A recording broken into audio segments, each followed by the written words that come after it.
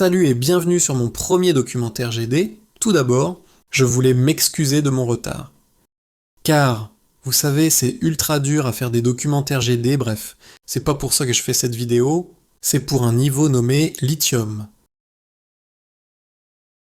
C'est souvent résumé comme un simple jeu de rythme avec un cube et des obstacles. Mais cette vision est très loin de la réalité quand on s'intéresse au niveau extrême.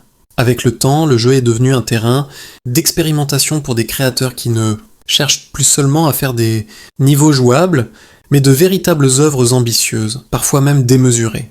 Et Lithium fait clairement partie de cette catégorie.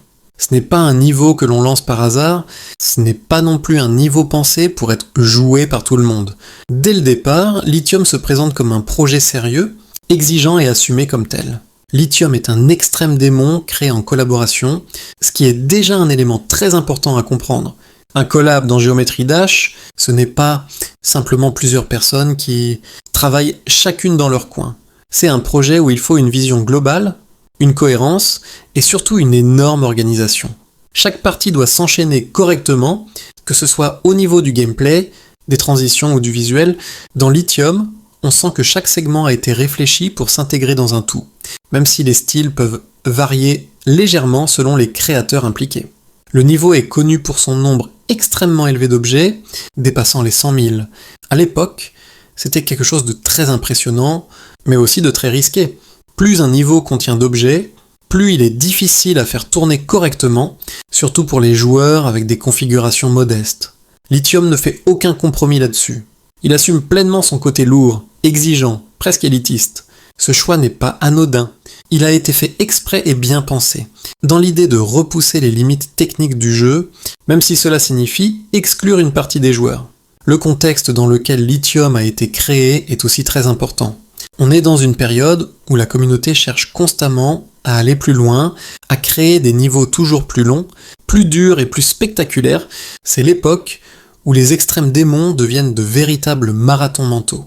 Lithium arrive à ce moment précis et s'inscrit parfaitement dans cette dynamique. Il ne cherche pas à révolutionner Geometry Dash, mais plutôt à pousser très fort dans une direction déjà existante, celle de l'extrême absolu. Visuellement, Lithium adopte une direction artistique sombre et futuriste.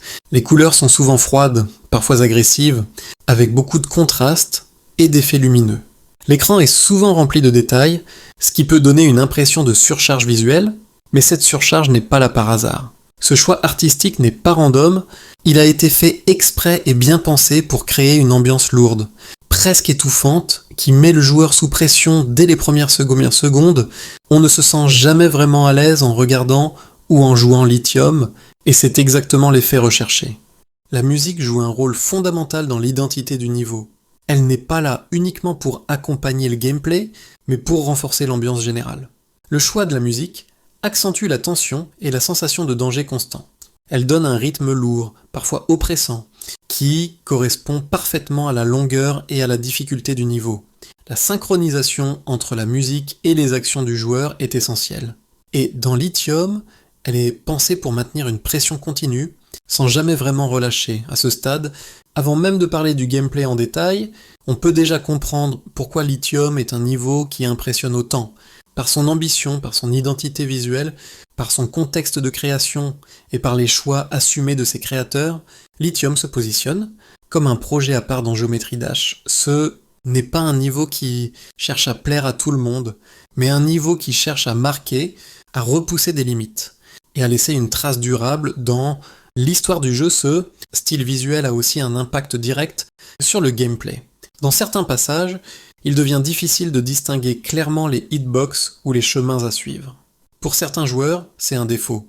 Pour d'autres, c'est une difficulté supplémentaire assumée. Lithium ne cherche pas à être confortable.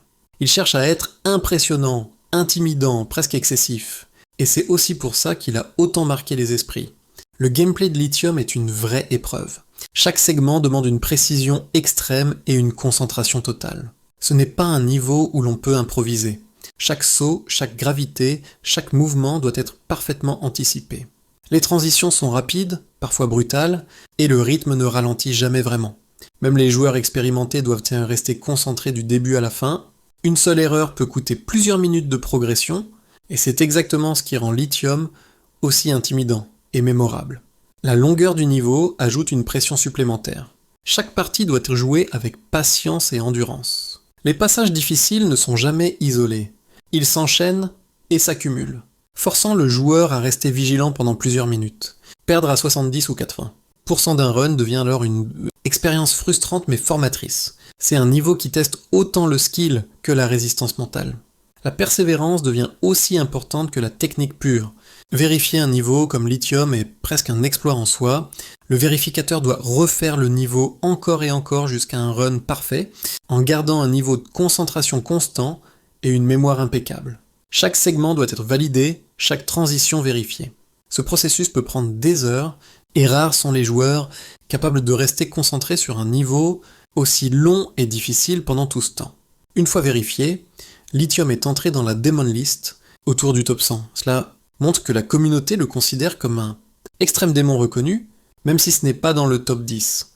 Ce classement démontre l'exigence et l'ambition derrière ce niveau. La réception de Lithium par la communauté est très variée. Certains joueurs le considèrent comme un chef-d'œuvre, admirant l'ingéniosité et la minutie de la création. D'autres trouvent le niveau trop complexe, trop long ou trop chargé visuellement. Mais ce qui est indéniable, c'est que Lithium suscite des réactions fortes. Il ne laisse personne indifférent. Dans Geometry Dash, un niveau qui divise autant la communauté est souvent un niveau important, et Lithium s'inscrit parfaitement dans cette catégorie. L'importance historique de Lithium était également à noter. Ce niveau représente une époque de Geometry Dash où les créateurs cherchaient à repousser toutes les limites possibles. Il montre à quel point la communauté peut être ambitieuse et créative. Chaque passage difficile, chaque effet visuel, chaque synchronisation musicale est une démonstration du potentiel artistique et technique du jeu. Même s'il n'est pas parfait, ce niveau a marqué son temps et continue d'inspirer les créateurs et les joueurs. La conclusion est donc simple. Lithium est bien plus qu'un simple niveau difficile. C'est un extrême démon ambitieux, réfléchi et travaillé.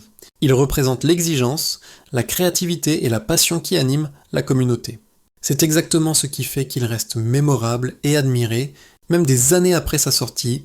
C'est un niveau qui marque et qui restera longtemps dans la mémoire des joueurs. Merci d'avoir regardé ce documentaire jusqu'au bout. Si ce format vous a plu, dites-le moi et proposez d'autres niveaux pour leur propre documentaire. Geometry Dash, ce niveau n'est pas seulement un challenge, il est aussi une démonstration de ce que la communauté peut accomplir quand elle repousse ses limites, et il restera longtemps comme un symbole de cette ambition. Et voilà, c'est comme ça que se termine mon documentaire. Avant de vous quitter, je dois vous dire deux choses. Premièrement, ce n'est pas ma voix, j'ai dû utiliser une fausse voix, car j'ai trouvé qu'elle avait plus d'intonation que moi. Deuxièmement, je vais vous dévoiler en avant-première ma vidéo sur une tier list des 10 meilleurs extrêmes démons selon moi, alors je vais juste vous leak 4 extrêmes démons. Numéro 1, No Débat, Yatagarasu. Numéro 2, Anathema. Numéro 3, Bumba Wumba. Numéro 4, Lithium. Eh oui, ça peut vous surprendre. Mais je l'aime bien ce niveau, moi. Bon, il serait temps de vous laisser. Si vous avez aimé la vidéo, n'hésitez pas à liker et à vous abonner. Je dois viser les 1000 abonnés avant 2027. C'est ciao.